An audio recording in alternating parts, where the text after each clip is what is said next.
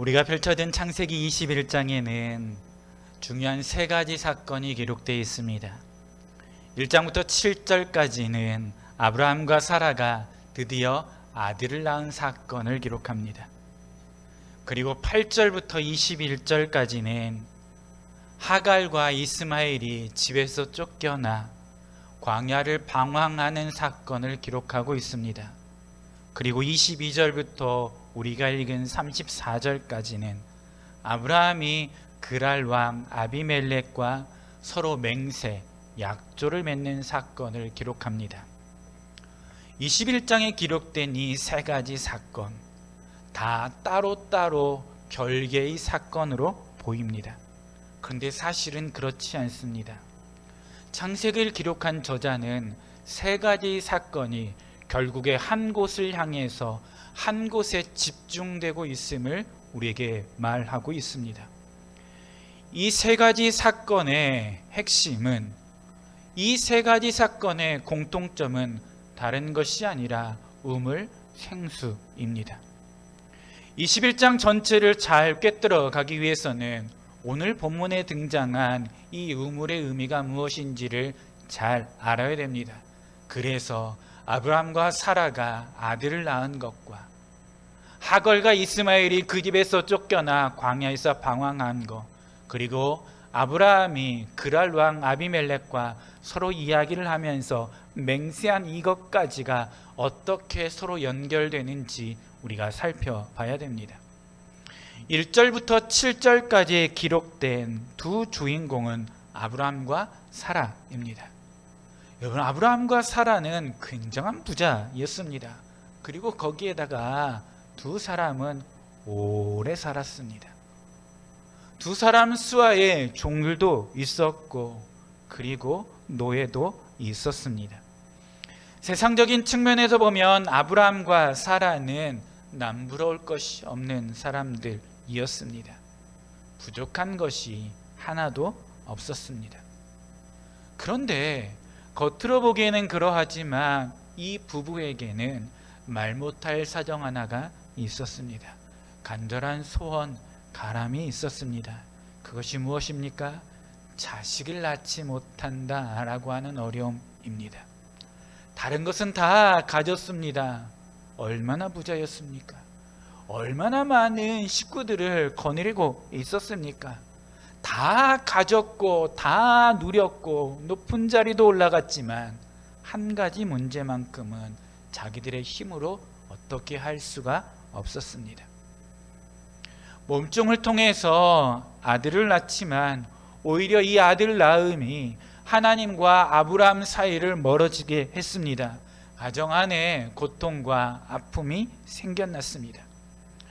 우리에게 아들 하나만 있었으면, 우리에게 자식이 있었으면 이것이 일생의 소원이었고 이 부부의 갈함이었습니다. 그런데 그 문제가 아주 시원하게 통쾌하게 해결되었습니다. 아들을 낳고 나서 사라는 모든 사람들 향해서 이렇게 외칩니다. 내가 아들을 낳았다. 내가 아들을 낳았다 라고 하면서 사라는 크게 웃습니다. 아브라함도 이제 씨름을 덜고 크게 웃습니다. 자식을 낳음으로 말미암아 그들이 그동안 가지고 있었던 이 가람이, 목마름이 깨끗하게 해결되었습니다. 9절부터 21절도 마찬가지입니다. 하갈과 이스마엘이 등장합니다. 이스마엘이 이삭을 놀린 것 때문에 집안에 더 이상 이삭과 이스마엘이 함께 없음을 알고 하나님께서 이 모자를 내보내게 합니다. 그래서 하갈과 이스마엘은 쫓겨 광야로 가게 됩니다. 광야에 나갈 때 아침에 일찍이 아브라함이 하갈과 이스마엘에게 빵 조금과 그리고 물 한 가죽 부대를 줍니다. 이것이 다할 때까지 너희들이 살 곳을 찾으라는 것이었습니다. 하지만 이 험한 광야, 아무것도 없는 광야에서 두 사람이 살기에는 역부족이었습니다. 조금씩 아껴 먹고 그리고 조금씩 목을 축였지만 가지고 나온 것이 다 떨어졌습니다. 아들이 엄마에게 물 좀 달라고 말합니다. 엄마, 물 좀 주세요. 엄마, 목이 말라요. 물 좀 주세요. 그런데 줄 물이 없습니다. 아무리 가죽 부대를 털어봐도 줄 물이 없습니다. 그래서 서로 마주보고 울다가 화살 한바탕 거리 떨어진 곳에 가 엄마는 멀리서 아들을 바라보며 아들은 멀리서 엄마를 바라보며 또 옵니다. 그런데 그때 하나님이 울고 있는 하갈에게 찾아와 말씀하십니다. 하갈아, 두려워하지 말아라. 그리고 이 하갈의 눈을 밝혀주시고 하나님은 이 하갈의 눈을 밝히심으로 말미암아 곁에 있었던 샘물을 보게 해 줍니다. 어디 멀리 떨어져 있던 샘물이 아닙니다. 갑자기 딱 생겨난 것도 아닙니다. 성경은 하갈의 눈이 밝아지고 난 다음에 이 우물, 샘물을 발견했다고 말합니다. 감추어졌던 것이 드러났습니다. 그리고 이 우물, 샘물을 통해서 하갈과 이스마엘이 갈증을 해결하게 됩니다. 하갈도 먹고 아들 이스마엘도 먹고 이 물을 먹음으로 말미암아 이 광야에서 죽을 줄 알았는데 살려주신 하나님의 은혜도 경험하게 됩니다. 그리고 오늘 우리는 22절 이하의 말씀을 펼쳐 들었습니다. 22절 말씀 우리 함께 읽도록 하겠습니다. 시작. 그때 아비멜렉과 그 군대 장관 비골이 아브라함에게 말하여 이르되 내가 무슨 일을 하든지 하나님이 너와 함께 계시도다. 아멘. 22절에 등장하는 이 아비멜렉은 아브라함과 일전에 만난 적이 있는 사람입니다. 면식 있는 사람이에요. 구면입니다. 어떤 일로 두 사람이 서로 알게 되었습니까? 창세기 20장으로 돌아가 보면 이런 일이 기록되어 있습니다. 아브라함이 자기 아내 사레를 누이라고 속였습니다. 이 사레의 외모가 아주 특출났습니다. 굉장히 아리따운 여자였습니다. 그런데 이 아름다운 여자를 보고 누가 시키지도 않았는데 아브라함은 내 아내가 아니라 누이라고 하니까 그랄 왕이었던 아비멜렉이 사람을 보내서 이 사라를 데려갑니다. 데려갔다라고 하는 말이 무슨 뜻입니까? 아내로 삼겠다는 것입니다. 그런데 그렇게 데려갔는데 그 밤에 하나님이 아비멜렉에게 나타나 말씀하십니다. 내가 데려간 이 여자로 말미암아 내가 죽는다라고 말합니다. 이유는 이 여자가 남편이 있는 여자다. 아비멜렉이 알고 데려갔습니까? 모르고 데려갔습니다. 그럼에도 불구하고 아비멜렉은 뭔가 새망치로 맞은 것처럼 충격을 받았습니다.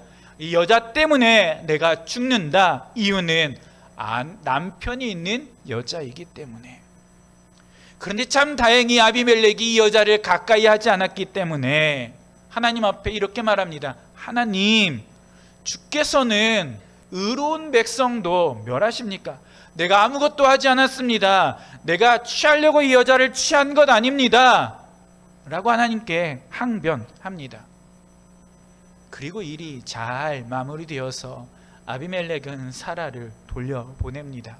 빈손으로 돌려보내지 않고 많은 짐승과 재산, 사람들까지 붙여서 돌려보냅니다. 이렇게 나타난 창세기 20장의 말씀을 보면 아브라함이라고 하는 사람이 얼마나 비열한 사람인지 알 수 있습니다. 자기가 살기 위해서, 그 땅에 잘 살기 위해서 아내를 누이라고 속입니다. 다듬어지지 않은 사람입니다. 이미 이 일은 창세기 12장에서도 일어난 일입니다. 애굽 왕 바로 때문에 아내를 누이라고 속입니다. 자기의 생명을 보존하려고 했습니다. 그리고 그렇게 보낸 대가로 아브라함은 바로 왕에게 엄청난 재물을 얻게 되었습니다. 그러니까 사실 지금 아브라함이 가지고 있는 모든 재산은 사실 그런 방법으로 취한 것이었습니다. 아브라함의 재산은 그런 방식으로 취한 것이었습니다. 그렇게 해서 시간이 한참 지났습니다. 그럼에도 불구하고 아브라함은 여전히 죄 짓는 생각과 죄 짓는 습관에서 벗어나지 못합니다. 똑같은 죄를 짓고 있습니다. 우리가 흔히 중독이라고 하는 말을 씁니다. 생각할 때 나쁜 짓이면 한 번 하고 다시는 안 할 것 같은데, 그러면 다시는 안 합니까? 수도 없이 반복합니다. 이것이 잘못된 것인 줄 알면서도 계속 그 일을 합니다. 왜 그럴까요? 우리의 본성이 연약하고 악하기 때문에 그렇습니다. 아브라함도 그렇습니다. 아브라함은 처음부터 끝까지 죄의 습성, 죄에 대한 생각, 거짓말하는 거, 여기에서 벗어나지 못합니다. 늘 그는 똑같은 죄를 짓고 있습니다. 창세기 20장에서 아브라함은 오히려 스스로 광고를 합니다. 이 여자는 내 아내가 아닙니다. 이 여자는 내 아내가 아닙니다. 광고합니다. 아비멜렉은 야, 이렇게 아름다운 여자가 남편이 없어? 당연히 데려가는 것 아닙니까? 여러분, 그런데 그렇게 데려간 것 때문에 하나님이 그 밤에 나타나 아비멜렉을 책망합니다. 아브라함에게 하나님이 징계를 내리시고 벌을 하시는 것이 아니라 밤에 현몽에 아비멜렉을 호통합니다. 빨리 이 여자를 돌려보내라. 그렇지 않으면 내가 이 여자 때문에 죽는다. 이유는 이 여자가 남의 아내이다. 아비멜렉은 이렇게 하나님의 말씀을 듣고 자기 품에 있던 사라를 도로 돌려보냅니다.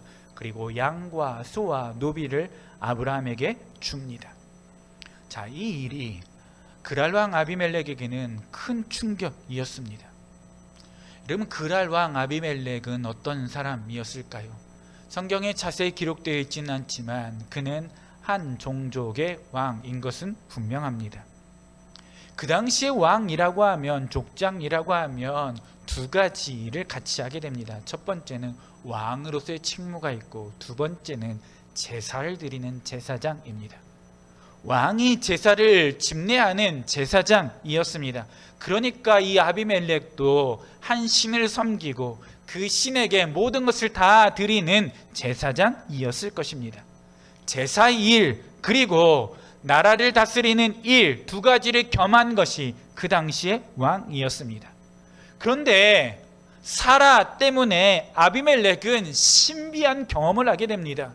꿈에 자기에게 나타나 말씀하시는 하나님을 보게 됩니다. 음성도 듣고 보게 됩니다.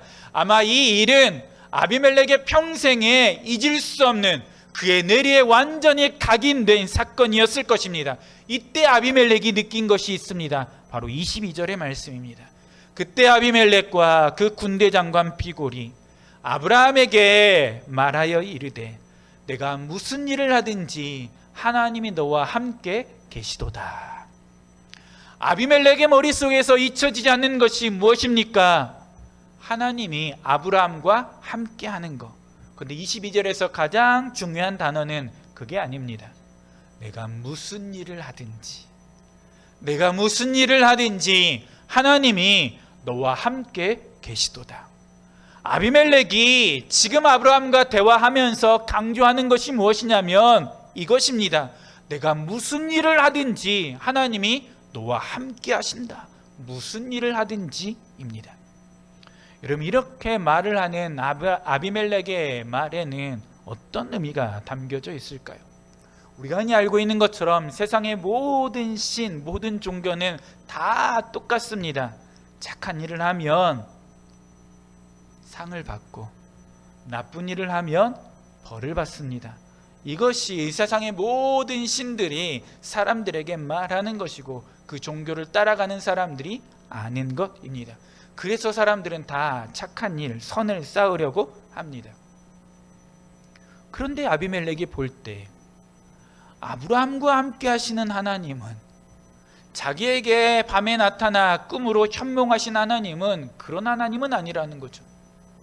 아비멜렉이 잘못하지 않았습니다. 이 여자를 취할 목적으로 처음부터 덤빈 것은 아니라는 것입니다. 그런데 그 죄의 값을 아비멜렉에게 묻습니다. 아브라함에게 묻는 것 아닙니다.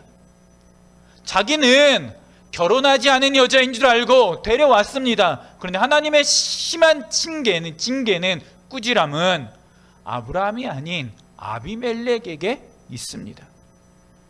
아무리 생각해도 이건 이상해. 네가 무슨 일을 하든지 네가 믿는 하나님은 너와 함께 하셔. 네가 분명히 잘못했어. 그런데 왜 벌을 내가 받지? 네가 거짓말했어. 그런데 왜 내가 벌을 받지? 왜 그 하나님은 나에게 책망하시고 너에게는 책망하시지 않을까? 아비멜렉은 지금 이렇게 아브라함에게 말합니다. 나는 당연히 네가 벌을 받을 줄 알았어.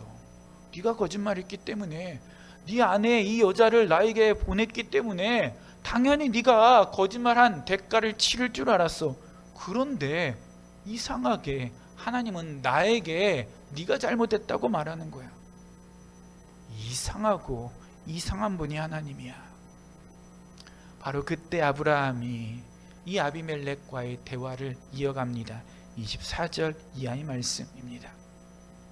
아비멜렉의 종들이 예전에 우물을 빼앗은 일에 대해서 말을 끄집어냅니다. 여러분, 갑자기 우물, 샘물 이야기를 합니다. 앞뒤가 맞지 않는 이야기를 하는 것처럼 보입니다.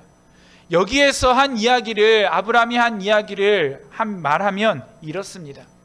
당신이 볼 때 내가 참 이상한 사람으로 보입니까? 내가 믿는 하나님도, 나와 함께 하신 하나님도 이상한 분으로 보이십니까? 나에게 우물이 있었습니다. 그런데 이 우물을 당신의 종들이 빼앗아 갔습니다.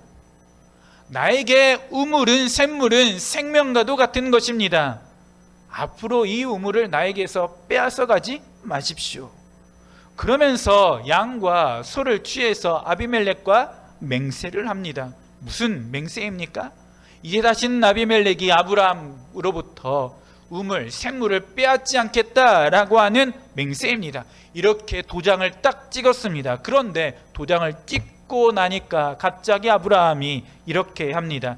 7 암양 새끼를 다시 아비멜렉에게 줍니다. 계약도 다 끝났어요. 우리는 이제 더 이상 그렇게 하지 않는다. 네가 가지고 있는 것을 내가 다시 빼앗지 않는다. 도장을 다 찍고 난 다음에 아브라함이 아비멜렉에게 암양 7마리를 새끼를 줍니다. 이거 받아. 이 우물을 판 증거야. 여러분, 이렇게 하면서 아브라함은 아비멜렉에게 이 샘물이, 우물이 자기의 생명보다 더 귀한 것임을 말합니다. 자, 이제 우리 본문 속으로 다시 한번 들어가겠습니다. 21장을 마무리하면서 왜 하나님께서는 아브라함과 아비멜렉의 대화를 통해서 우리에게 잘 이해할 수 없는 한 부분을, 물음표를 남겨 놓으셨을까요? 대화가 잘 이어가다가 왜 아브라함이 옛날에 빼앗겼던 우물의 이야기를 꺼내고, 그리고 이것을 다시 짐승을 주고 징표를 삼으면서 맹세하고 잊지 마라고 말하는 것일까요?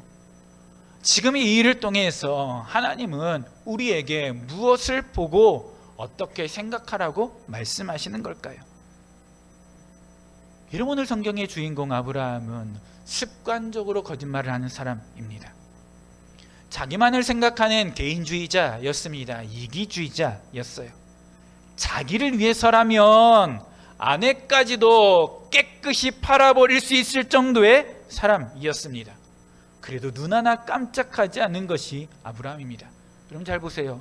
아브라함을 그렇게 누이라고 속이고 팔려가고 다시 자기 품 안으로 돌아왔지만 아브라함은 단 한 번도 자기 아내에게 내가 이렇게 해서 미안해 라고 말한 적이 없습니다. 내가 거짓말해서 미안해, 내가 살기 위해서 이렇게 했어 라고 말한 적도 없습니다. 언제나 자기가 하는 행동에 대해서 다 옳다고 선을 그었던 사람입니다.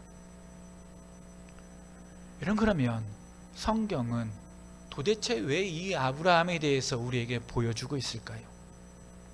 우리가 가지고 있는 이 성경은 완전한 사람, 의로운 사람, 완벽한 사람을 기록하고 있지 않습니다.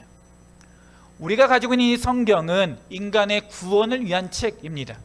창세기부터 마지막 요한계시록까지 예수 그리스도의 사랑에 대해서 말하면서 우리를 구원하는 구원의 은혜가 가득 담긴 책임을 우리에게 말합니다. 그런데 그 안에 들어있는 인간들이 어떤 모습입니까? 성경에 기록된 수많은 사람들의 모습이 어떻습니까? 거짓말하고 속이고 싸우고 살인도 하고 의롭지 못한 모습으로 살아갑니다. 그런데 성경은 이런 사람들의 모습을 통해서 이런 사람들에게 하나님의 은혜가 덧입혀졌을 때 구원의 자리로 나아간다라고 하는 것을 보여줍니다. 성경은 완전한 사람, 의로운 사람, 거룩한 사람을 말하지 않습니다.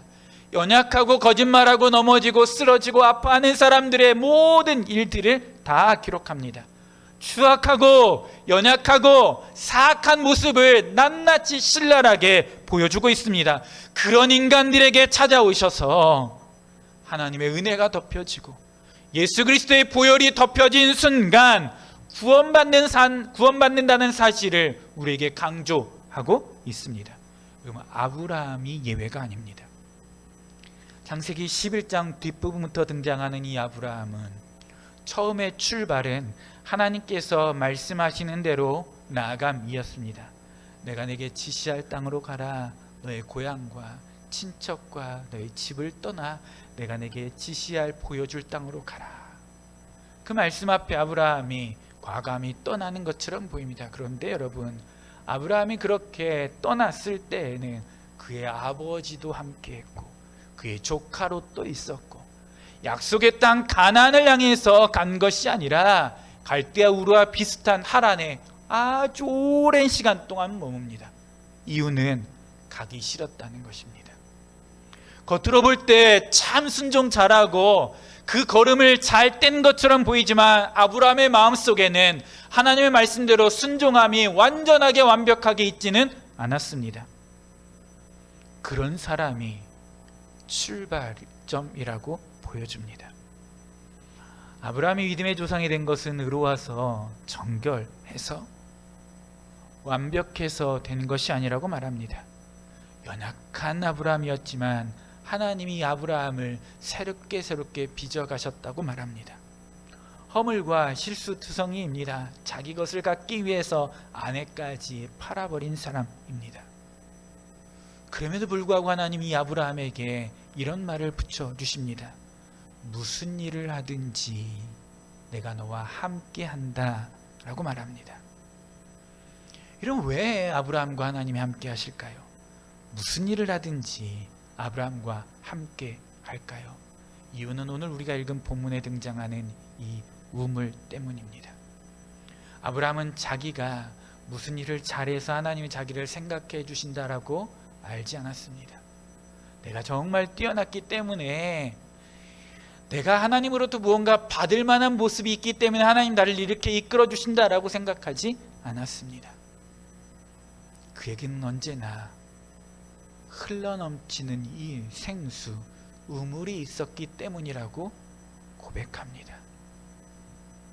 아내를 빼앗다 할지라도 나는 이 샘물만큼은 빼앗길 수 없다. 나는 이것은 꼭 가지고 있어야 되겠다라고 말하면서 새끼 7마리를 더 줍니다. 그만큼 이 우물이 아브라함의 삶의 중요함을 말합니다. 여러분이 아브라함에게 이 우물이 어떤 의미일까요?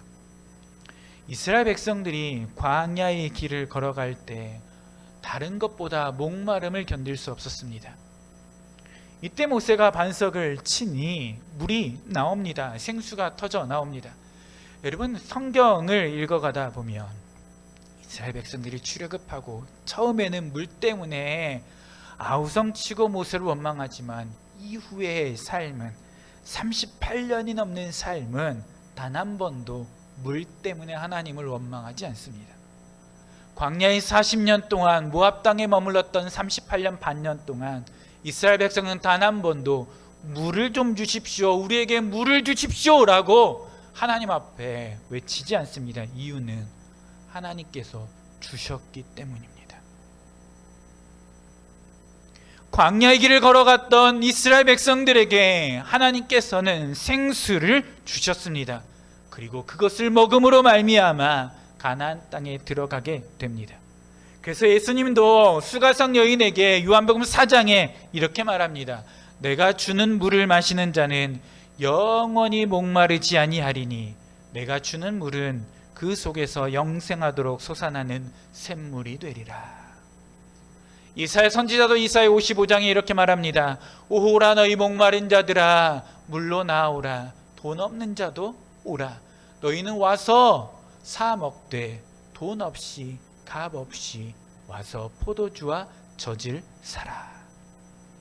아브라함이 끝까지 붙잡았던 7마리를 주면서까지 끝까지 포기할 수 없었던 그 우물이 무엇입니까? 무엇을 상징할까요? 다름 아닌 우리의 구원자 되신 예수 그리스도를 의미합니다.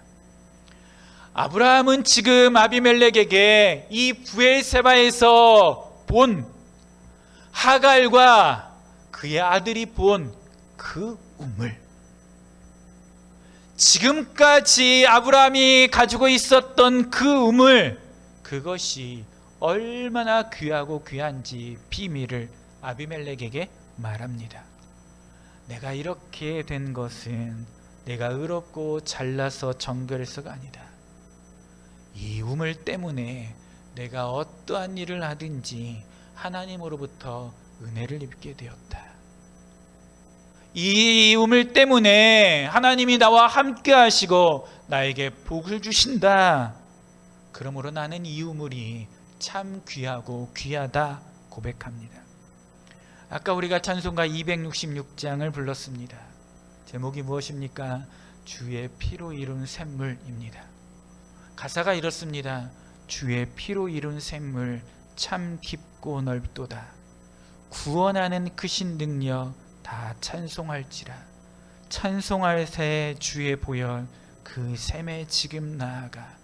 죄 깊이 빠진 이 몸 그 피로 씻어 맑히네. 사랑하는 성도 여러분, 이 세상을 살아가고 있는 저와 여러분들에게 제일 필요한 것은 생수 되신 예수 그리스도이십니다. 그분만이 우리의 가람을 면케해 주십니다. 오늘날 얼마나 많은 사람들이 목말라 합니까? 이 목마름 때문에 다 얻으려고 합니다. 가지려고 합니다. 취하려고 합니다. 높은 자리에 올라가려고 합니다. 그렇게 해서 다 얻어집니까?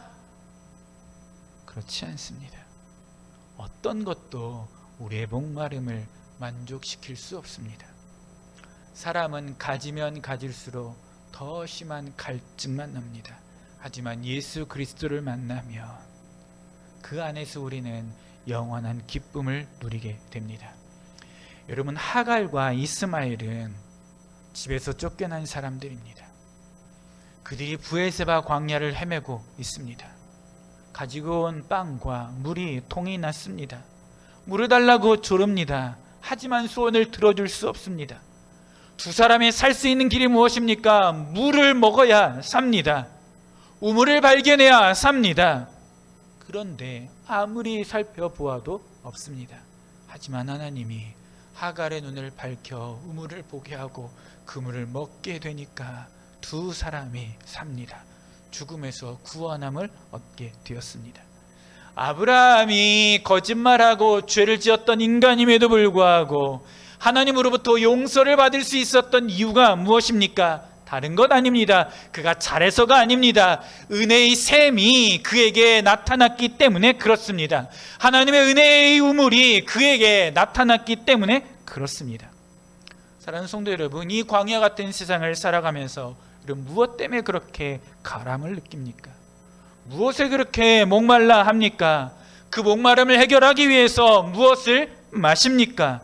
그런데 여러분, 세상에서 주는 것 가지고 아무리 마셔도 우리의 갈증은 더하고 더하여질 뿐입니다. 부모님들이, 여러분들이 모여서 늘 무슨 얘기합니까? 우리 자식들이 어떻게 됐는지 다 이야기합니다. 얼마나 잘 됐고 또 앞으로 얼마나 더 잘 될 것인지 늘 생각하고 말하는 것이 그것입니다. 그리고 돈 얼마나 많이 벌었고 땅이 얼마나 있고 건물이 있고 그리고 내가 약을 얼마나 많이 먹어서 오래오래 지금 잘 살고 있는지 그거 얘기합니다. 여러분 잘 보세요. 그렇게 해도 끝이 없습니다. 여러분의 자녀들이 여러분 평생 책임져 줍니까?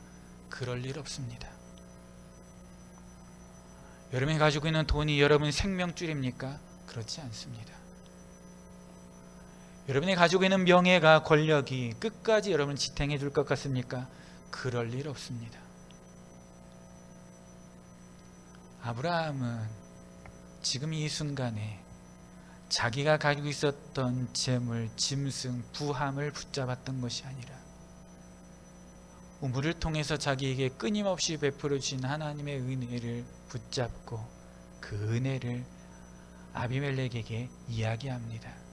여전히 부족한 인생이지만 나는 이것 때문에 살 수 있고 이것 때문에 하나님이 보살펴 주고 있고 이것 때문에 하나님 나를 살려주셨다라고 고백합니다.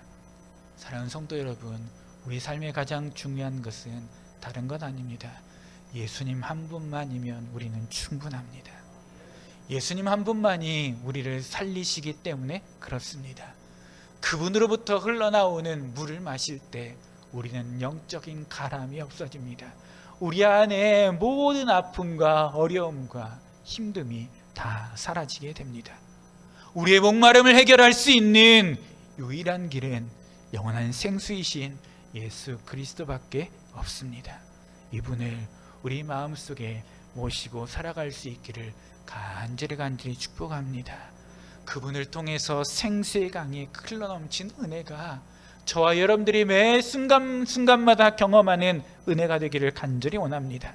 광야의 우물을 통해서 아브라함이 받았던 은혜, 그 은혜의 주인공이 바로 저와 여러분들이 되기를 간절히 축복합니다. 기도하겠습니다. 하나님 아버지, 오늘 우리는 영적인 목마름이 있지만 생수이신 예수 그리스도를 통해서 모든 가람이 해결될 수 있도록 인도해 주시옵소서.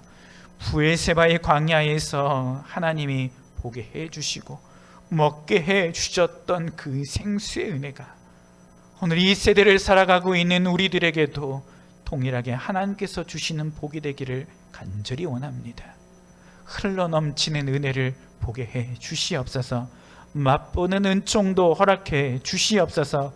아브라함이 받았던 그 은총의 주인공이 내가 되도록 인도해 주시옵소서. 예수님의 이름으로 기도합니다. 아멘.